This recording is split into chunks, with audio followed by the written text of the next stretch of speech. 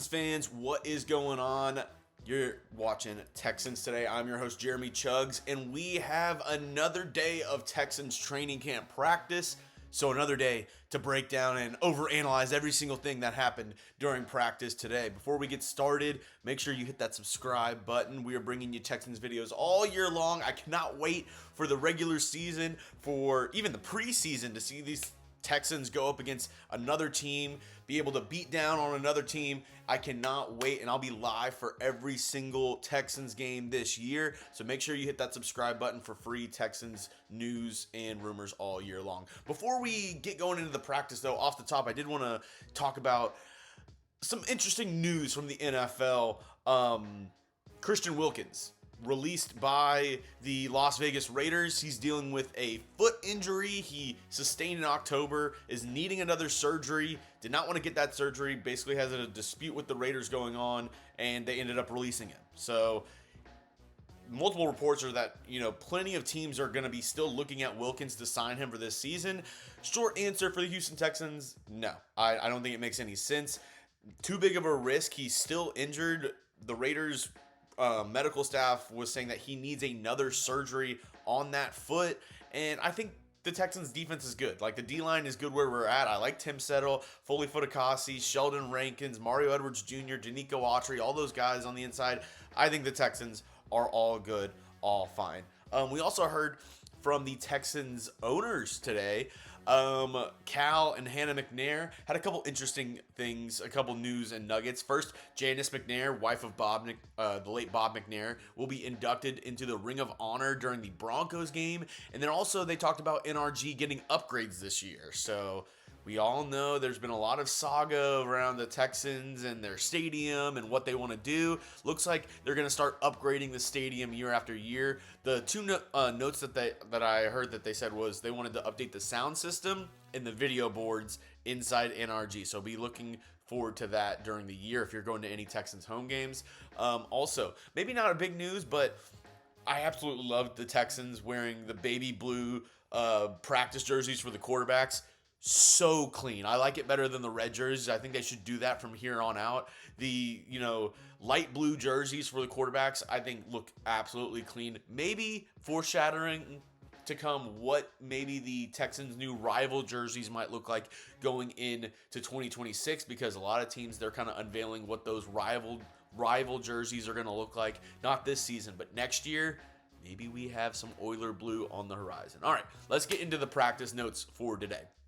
Jalen Pitre out with a rest day. Miles Bryant was getting a lot of those reps in that, nickel star role that Pitre plays. He looked good. He looked really good, and we'll get into that at the end of today's show because the defense ended on a very high note in today's practice. It was kind of even back and forth throughout practice, and at the very end, defense definitely got the better of this offense. Also in attendance, Tank Dell and Texans legend Andre Johnson. They were seen on the sidelines. Tank Dell in good spirits, got a huge ovation whenever he came out onto the field. So good to see him still out and about around the team, around everything. Speaking of wide receivers, though, John Metchie. He was returning punts, muffed a couple of them right in front of Frank Ross. Not good, because I've mentioned multiple times the way that Metchie's going to make this roster more than likely is if he's able to help on special teams. And muffing punts and not being able to field punts is not a good look for Metchie in, a year where he's on the back end of the roster trying to make this team. You need every advantage you can get. And if you're not able to return punts, return kicks, that's a huge downside. He also dropped a pass during team drills. Not going to put too much into that. I mean, Nico Collins dropped a pass from CJ Stroud today as well. There were multiple drops, so not a huge deal for that, but I would put more in emphasis on his work in punt return, because I truly believe if he's not going to be able to return punts or be the punt kick return man, if that's going to be Braxton Berrios, I think he takes Metchie's spot.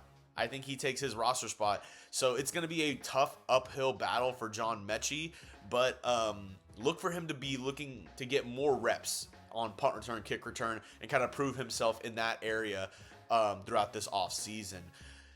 Sticking with the wide receivers, though, Christian Kirk looked really good. He's been looking really good. The connection with CJ Stroud, kind of an under the radar move that the Texans made, trading a late round pick for Christian Kirk to the Jacksonville Jaguars right before they were going to cut him. He's looked really solid so far in camp. Really hope he can stay healthy and be a big part of this Texans wide receiver core. Other guys who took punt return and kick return reps today. Jalen Noel, Jawar Jordan, Jalen Smith, the rookie out of USC. He got some reps in that as well today. Christian Kirk and Braxton Berrios obviously continues to get reps as well. My other big note for today, and something that I'm going to be looking at, Jaylon Thomas getting left guard reps with the ones today. And I know a lot of you are like, who? Jaylon Thomas? Yeah, Jaylon Thomas on the back end of this roster.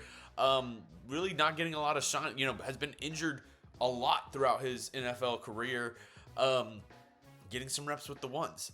And my first thought whenever I saw that was, this is not good for Juice Scruggs. Because I think obviously, like, Jaylon Thomas getting reps with the ones, okay, it's going to be Laken Tomlinson and Titus Howard at your guard spots. I think that is like the most surefire thing on this Texans offensive line, is that you're going to see Laken Tomlinson left guard. You're going to see Titus Howard right guard.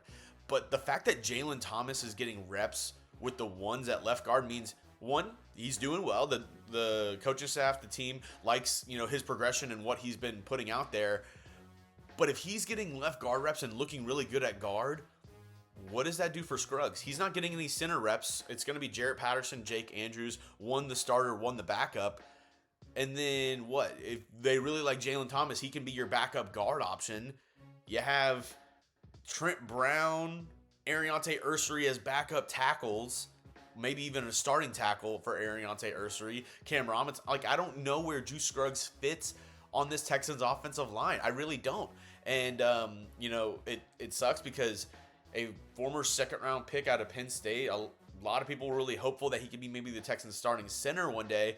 That's kind of out of the cards. And then now, looking at guard, I really don't see where he fits. I think he's somebody on the hot seat that we could see not make this Texans 53-man roster at the end of the day. It's gonna be a tough uphill battle for him as well to make this team. I don't think it's impossible. I don't think he's, for sure not going to make the team, but he's on the bubble. He is on the roster bubble. I would say him and Metchie are both on this roster bubble. Let me know down in the comments, though, who do you think's more on the hot seat? Do you think it's Metchie or do you think it's Scruggs? This one's, I would still lean Metchie.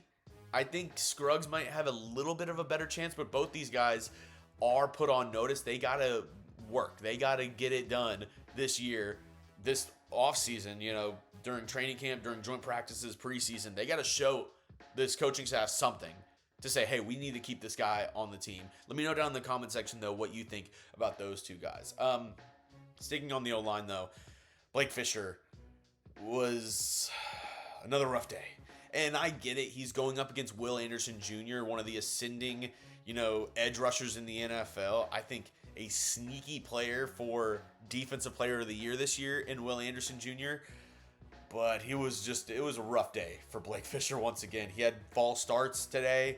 He was just a turnstile for Will Anderson Jr. It might be Ariante Ursery on the right side. I know I've said Ariante Ursery at the left tackle position, and I think at the end of the day, that's where the Texans want to keep him. They want him to be the left tackle of the future. I think if in a perfect world, it would be Cam Robinson, Blake Fisher to start the year, and Ariante Ursery ends up taking over the left tackle duties at some point. But they might have to play Ursery at right tackle out of necessity. They might have to put him over there if Blake Fisher continues to not progress this offseason. He's somebody who Texans drafted in the second round last year, and they have a lot of high hopes for him. He started, 6 or 7 games for this Texans team last year. Was okay. We'll have to see how he does, though. Like I said, I'll give him the benefit of the doubt. He's going up against one of the best edge rushers in the entire NFL. But the false starts are what we don't want to see as Texans fans. We had that last year. We had the whole, song and dance of this offense getting false start after penalty after false start after false start. We can't have that again this year. So Blake Fisher, another kind of rough practice for him today. And then, as I mentioned at the top of the show, offense and defense kind of even battle up until the final periods of the day, where the defense just absolutely dominated once again. 3 pick sixes. Multiple picks at the end of practice. Miles Bryant got one off of Keaton Slovis. I mentioned he was stepping in for Jalen Pitre at that nickel role. Jalen Reed, the rookie out of Penn State, the late round pick, picked off Davis Mills. Azeez Al-Shire got a pick 6 on CJ Stroud where he undercut a slant route. Almost got another INT as well. Azeez Al-Shire might have been the player of the day for this Texans team. He was flying all around, looked fantastic on this Texans defense.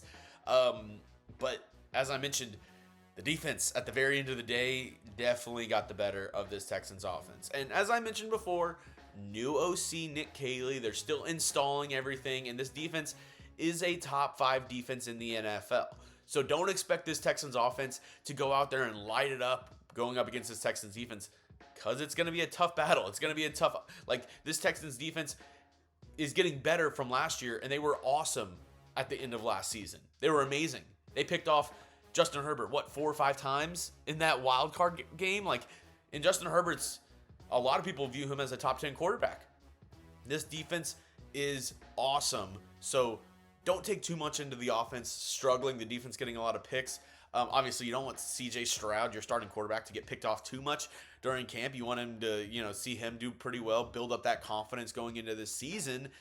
But the defense, man, this defense is incredible. I've said it before, I think this might be the best Texans defense that this franchise has ever seen. And that's saying something, being that you had J.J. Watt on this Texans defense for many years and he had multiple 20-plus sack seasons. I think this defense could be better than those defenses that we saw with J.J. Watt. Now, that's all I have for you on today's show, folks. Make sure you hit that subscribe button if you made it to the end of the video. Drop those H's down in the comment section. I'll be bringing you Texans news and rumors content all year long, so just make sure you go down and hit that subscribe button.